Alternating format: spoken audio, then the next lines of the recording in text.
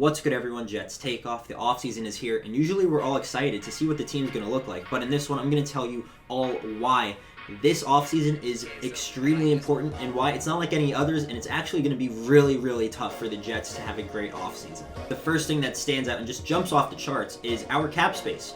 We're in the negatives. We have negative $2.674 million in available cap space. So if a free agency were to start today and we were to make no changes, we could not really sign anybody.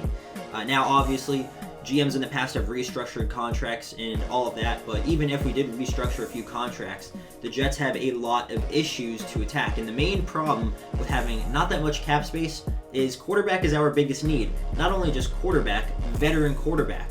If we're talking about a Lamar Jackson, if we're talking about a Derek Carr, both of those guys are going to want some top tier money, and both of those guys are both great quarterbacks, so deservedly so. We'll see if the Raiders decide to release him instead, but the Jets might have to trade for him, and he has an expensive contract. Even getting a guy like Jimmy Garoppolo is probably going to cost us some solid money. So from that perspective, a veteran quarterback is already going to demand probably about 50% of our available cap space, which is already a bad problem in itself. What do we do with Zach Wilson? Who knows? Probably keep him on the roster, but quarterback is such a big issue, and it's the most inopportune time to have that, because you want a rookie quarterback to be successful and to work out, so that you can use all this, so that you can use extra money towards building the team around as a full unit. But now the quarterback is the main problem, so that's where we have to spend most of our resources, if not all of them, into. The second problem is to free up that cap space. We got to make some cuts, and the three players that are going to give us the most cap space, if we do cut them, would be Carl Lawson, who'd give us around $15 million, Corey Davis would give us around $10 million, and then it's going to be John Franklin Myers who'd give us around $10 million too. But the thing is, all of those three players are very quality. They're all veterans, and they all contribute to the team. Out of all the three, I'd say Corey Davis is probably the most expendable one. I think we could lose no sleep in replacing him. But the thing is, we're going to have to replace all these players if we do cut some of them. And the fact is, one of them is going to get cut at least. My guess is Corey Davis, but then that would open up a new need for a new wide receiver, a physical wide receiver. Are we going to roll into next year with Denzel Mims as the third wide receiver? No, we need a better guy. So we're gonna have, now it's going to be a need in the draft or free agency, but will we even have the money to go get another guy to replace Corey Davis's role in free agency?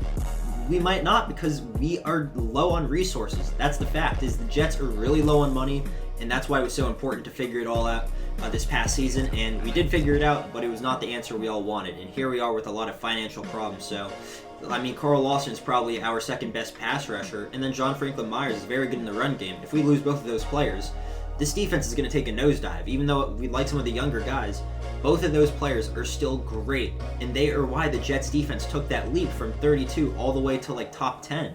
So that's a big problem. Is you're gonna have to make some cuts if you're Joe Douglas. You're gonna have to get rid of some guys who maybe you want to stick around, but the fact is, you got to cut them, because you need to get money and you need to build this team and you need to find a veteran quarterback, because the owner's willing to pay. It lies on the general manager. This financial situation lies on him.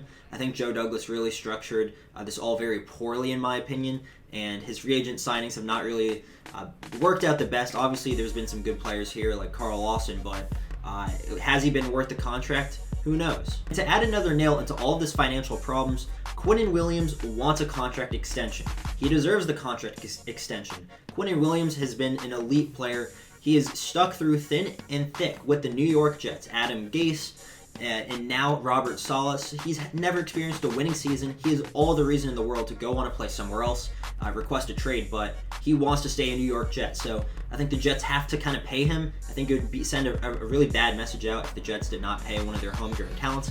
Even though JD did not draft Quinnen Williams, he's still an elite player. He is probably the best defensive player on the Jets with Sauce Gardner and DJ Reed. So are we even going to have enough money to afford a contract extension for Quinnen Williams? The answer might be no, so the Jets are going to have to try and use the franchise tag. And what if he decides to hold out? What if he really wants a new contract? Well, then we lose one of our best defensive players, and the defense is going to take a dive down. See, this is the problem with this financial situation, is Joe Douglas did not budget this well for 2023. He really did not at all. I don't know if he thought we were winning or going to make it very far in 2022. Clearly that didn't happen. So now he has to deal with these problems. He has to bring back some players, but he has to also manage his financial resources to go get that quarterback so that the Jets can actually have a competent offense. But if we spend all these resources towards quarterback, then we're going to have to make some cuts and downgrade at other places.